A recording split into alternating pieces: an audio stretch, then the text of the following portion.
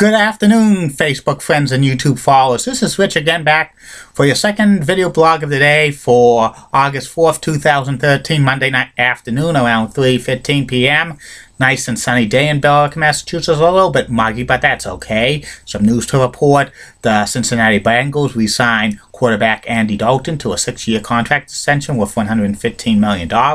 And sad news to report in the world of politics. Former White House press secretary James Brady passed away at the age of 73. James is famous for saving President Reagan's life in 1981 after an attempted assassination, but James got hurt as well, and he was in a wheelchair for the rest of his life after that incident. Prayers to his family about that. And my next video subject of the day is about the history of Monday Night Football.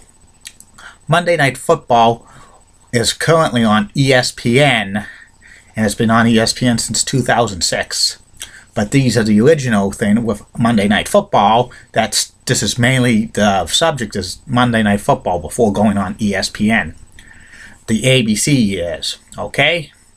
Well, the beginnings of Monday Night Football started in the late 60s, where CBS televised one Monday Night Football game in a year in 1966 and 1967. NBC followed suit in 1968 and 1969, and all of those games got great ratings for CBS and NBC, and the commissioner of the NFL at the time, Pete Rozelle, wanted a Monday Night Football package for either CBS or NBC, but CBS and NBC rejected it. CBS rejected it because they didn't want to preempt the Here's Lucy show and Gunsmoke because it was on Monday nights. They didn't want to preempt it for 14 weeks. And also, NBC rejected it because there was a complaint that Johnny Carson was going to quit if they had to delay the Tonight Show at all. So NBC refused that as well. And Rozelle went to ABC, the weakest of the three networks at the time. ABC was very reluctant to do it because it was building up their network, and even though the ratings weren't that strong, they didn't want to preempt primetime programming for 14 Mondays in a row. They were reluctant at first, but there was that Pete Rozelle was going to sell the Monday Night Football package to a syndicator called Hughes Sports Network, owned by Howard Hughes, and many of the stations that were going to sign up for it were ABC stations themselves. So ABC didn't want to lose those stations for primetime ratings for that, so they had to sign on the dotted line, and Monday Night Football started on September 21st, 1970. The first game was the Cleveland Browns against the New York Jets. The broadcasting team for the first season of Monday Night Football was Keith Jackson, Howard Cosell, and former like Cowboys quarterback Don Meredith. Originally, the executive producer of ABC Sports at the time, Lou Knowledge, really wanted Frank Gifford, who was a color commentator for CBS Sports for the NFL games, and he was a former New York Giants fullback, but he was still under contract for CBS Sports at the time, so they couldn't get him. And also, Lou Knowledge tried to get Kirk Gowdy, Vin Scully, and Jack Buck to do play-by-play for Monday Night Football, but they refused to. And so the first season, Lou Knowledge had to get Keith Jackson, who was the #1 play-by-play announcer for ABC at the time, to do Monday Night Football for that 1 year, and he was pretty good at it. But Cosell and Meredith were the stars of the show with their antics and stuff. There was one incident during Monday Night Football the first season, during a game against the Giants and the Eagles, that Howard Cosell was drunk, and he back when they were doing commercial breaks, he actually flew up on Don Meredith's boots, so he had to get sent home for that game, and they were saying Howard was under the weather, but he was really drunk. The next season, Gifford became the play-by-play announcer, replacing Keith Jackson, and Gifford, Meredith, and Cosell were big hits to get with each other. 3 years they had some great moments in the booth and stuff, and the games were pretty good. Some were blowouts, some were close games, and they were memorable. By 1974, Don Meredith signed with NBC to do the to become the #1 play-by-play announcer for NFL games. He was teamed with Curt Gowdy. Plus, he was starting to have a blooming acting career. And then Loon Arledge had a replacement. His first replacement was former NFL player Fred Williamson, but he wasn't good at it, and he only survived a few preseason games. And then replacing him was Alex Karras, who was a actor as well and a former Detroit Lions football player. And he was with like Gifford and Cosell for 3 years, and they were doing pretty good, and they were a decent team. But around this time as well, a lot of celebrities were appearing on Monday Night Football, like Burt Reynolds, former U.S. Vice President Spiro Agnew, the then Governor of California, Ronald Reagan, and John Lennon, among others. John Lennon and Howard Cosell had a close friendship.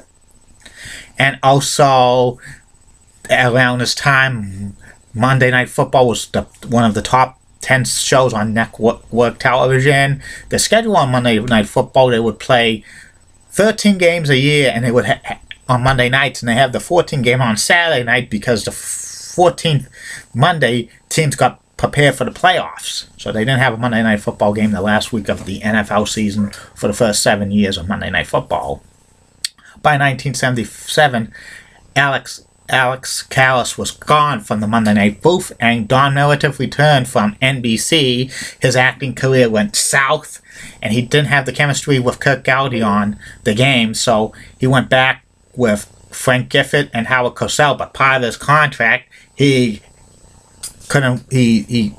got out of calling a few Monday Night Football games, so they had to have like a backup announcer. That was Fran Tarkenton, former quarterback of the Giants and Vikings. He did a handful of games for Monday Night Football for several years.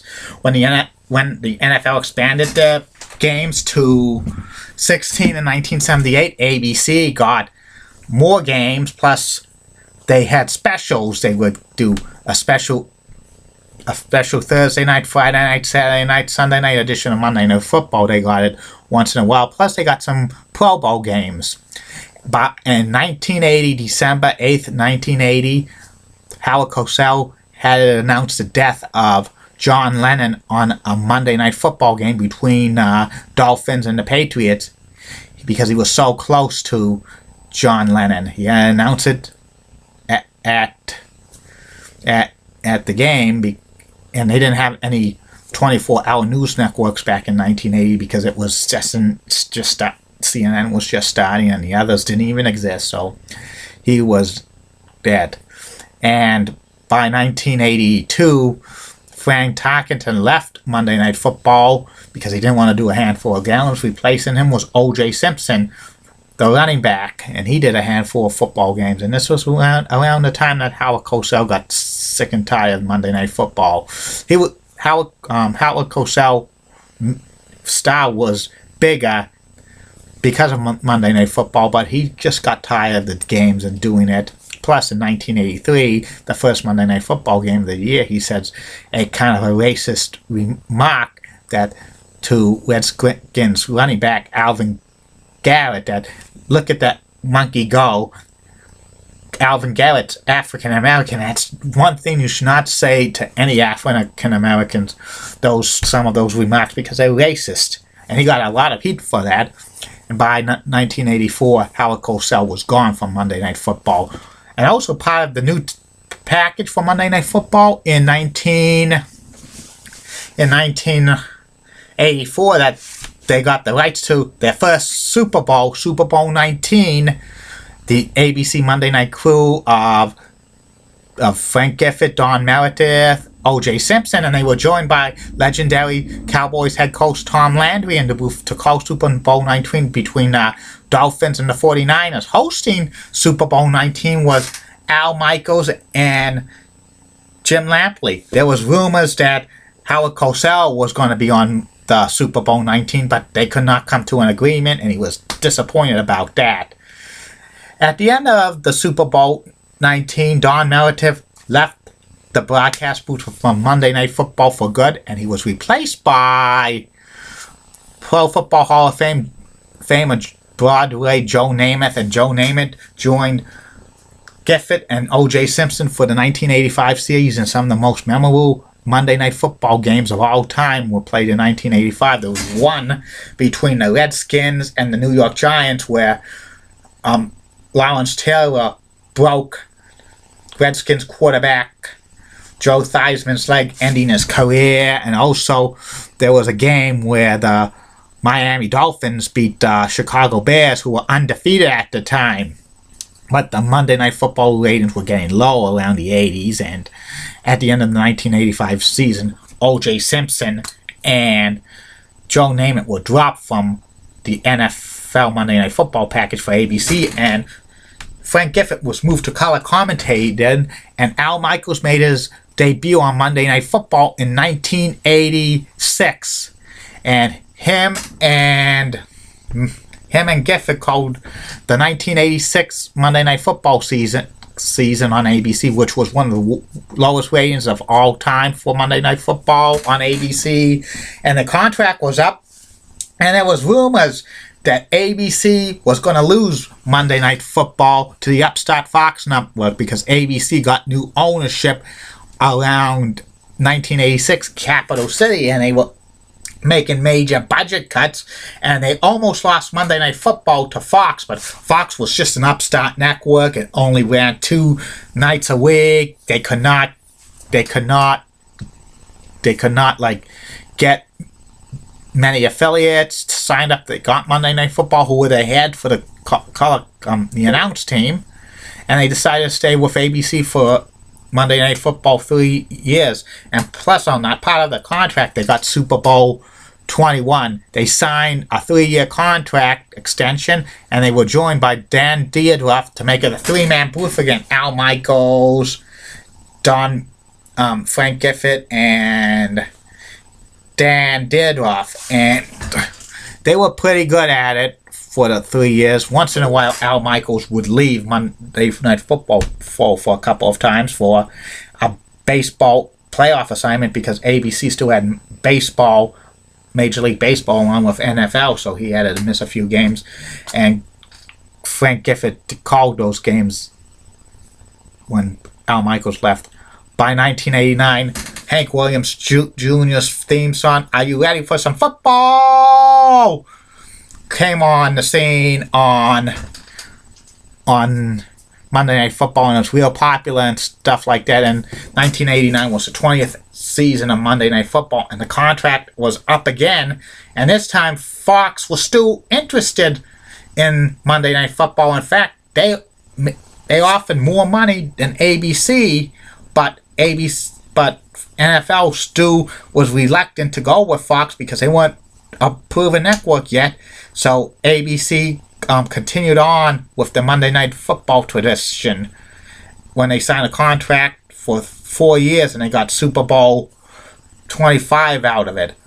Well, in part 2, I'll tell you the 90s and the 2000s of Monday Night Football. It's a part 2 one because I'm running out of time, because I don't want to have this just on Facebook only, because it's Facebook and YouTube followers. I'll be back a little later on to tell you part 2 about the Monday Night Football years of ABC. See you later, Facebook friends and YouTube followers.